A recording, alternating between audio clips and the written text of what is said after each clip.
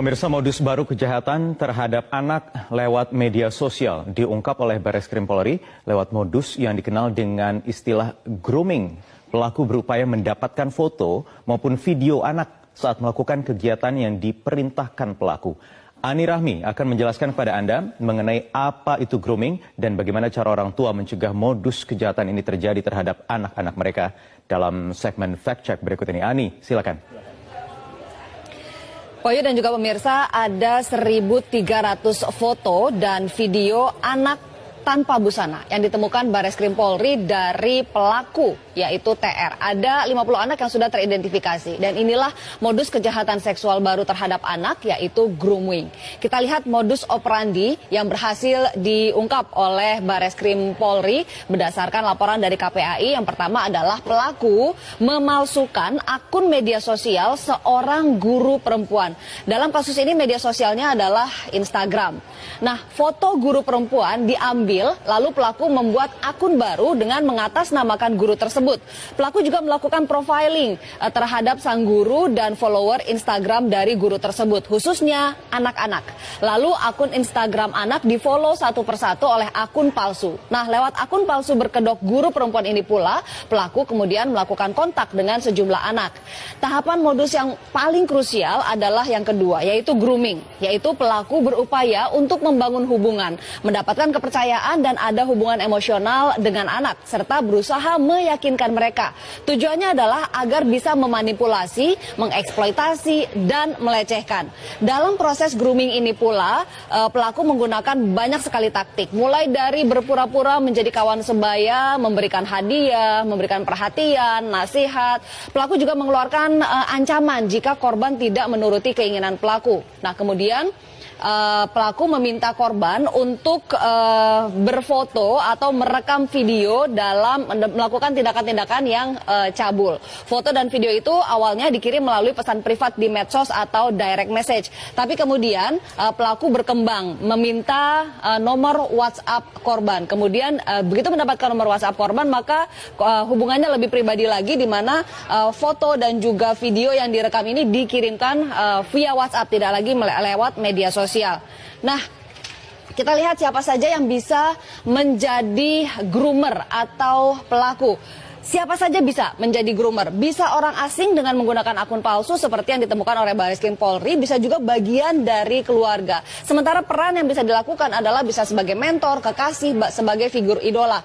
Nah, yang menarik adalah yang diungkap oleh Bareskrim Polri ini, pelaku adalah orang asing dengan menggunakan akun palsu. Siapa dia? Dia adalah seorang narapidana, laki-laki di Surabaya, berusia 25 tahun, dan pelaku sendiri divonis 7 tahun 6 bulan penjara karena mencabuli tetangganya yang merupakan anak di bawah umur. Pelaku baru menjalani 2 tahun masa pidananya. Inilah kok bisa narapidana tapi punya akses terhadap handphone dan media sosial. Lalu sebetulnya banyak sekali hukum yang mengancam pelaku kejahatan seksual terhadap anak. Sebut saja misalnya Undang-Undang Perlindungan Anak nomor 3 tahun 2014, ada pasal 76E yang menyebutkan larangan untuk membuat anak melakukan perbuatan cabul. Lalu pasal 82 masih undang-undang yang sama yang menjelaskan tentang ancaman pidananya. Ancaman pidananya adalah 5 tahun penjara dan denda 5 miliar rupiah. Ada juga undang-undang pornografi nomor 44 tahun 2008, di mana di sini di pasal 29 ada aturan mengenai larangan memproduksi, memperbanyak, menyebarluaskan konten cabul dan ancaman hukumannya hingga 12 tahun penjara serta denda 6 miliar rupiah. Masih ada lagi, ada Undang-Undang ITE nomor 19 tahun 2016. Di sini disebutkan bahwa ada di pasal 45 ada larangan untuk distribusi dokumen elektronik yang memiliki muatan kesusilaan. Ancamannya 6 tahun penjara dan denda 1 miliar rupiah.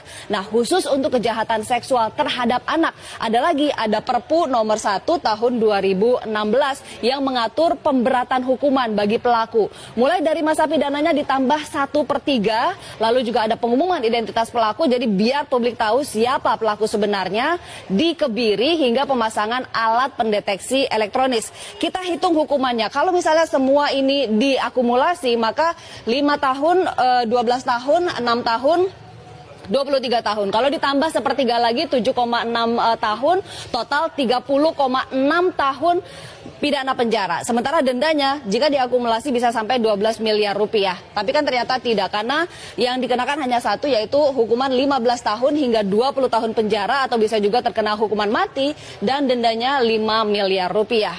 Nah, kepada orang tua dan juga orang-orang dewasa di sekitar anak seperti guru, pengasuh, harus selalu memperhatikan anak dan waspada, terutama jika menemukan ciri-ciri yang menjadi indikasi bahwa anak adalah korban dari grooming. Kita lihat di sini ciri-cirinya. Yang pertama adalah anak menjadi sangat tertutup. Bahkan untuk aktivitas sehari-hari seperti kegiatan yang dilakukan, teman-temannya, anak menjadi sangat tertutup dan tidak lagi bercerita kepada orang-orang dewasa di sekitarnya, termasuk juga orang tua. Lalu anak memiliki pacar yang usianya jauh lebih tua. Anak juga tiba-tiba memiliki banyak sekali barang baru dan juga uang yang lebih banyak dibandingkan dengan uang jajan yang diberikan orang tua misalnya. Dan juga anak mudah tertekan, bahkan sensitif. Karenanya orang tua dan orang-orang dewasa di sekitar anak harus peka dengan perubahan-perubahan yang ada di diri anak. Dan jika melihat ciri-ciri salah satu saja seperti ini, segeralah cari lebih dalam, cari tahu apa penyebabnya. Dan jika memang terbukti anak menjadi korban grooming, segera lapor ke polisi. Berikutnya adalah orang tua juga bisa melakukan peran lebih. Yang pertama ada komunikasi, komitmen, dan supervisi. Komunikasi ini tentang apa saja? Penggunaan gadget, media sosial, keseharian anak, teman-teman anak, apa saja. Buka dan jaga jalur komunikasi dengan anak. Termasuk tentu saja tentang keamanan bermedia sosial. Pastikan anak tahu informasi apa saja yang boleh disebarkan dan apa yang tidak boleh disebarkan.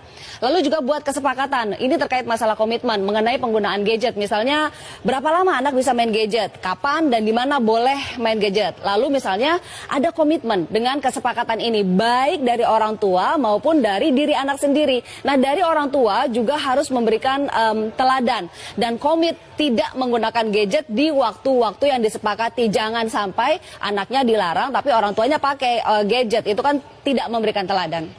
Yang berikutnya adalah supervisi, artinya orang tua dan orang-orang dewasa di sekitar anak harus mengawasi aktivitas anak di dunia maya. Konten yang dilihat anak apa, game yang dimainkan anak harus tahu, media sosial yang diikuti, aktivitas dan jaringan pertemanannya juga harus dalam pengawasan.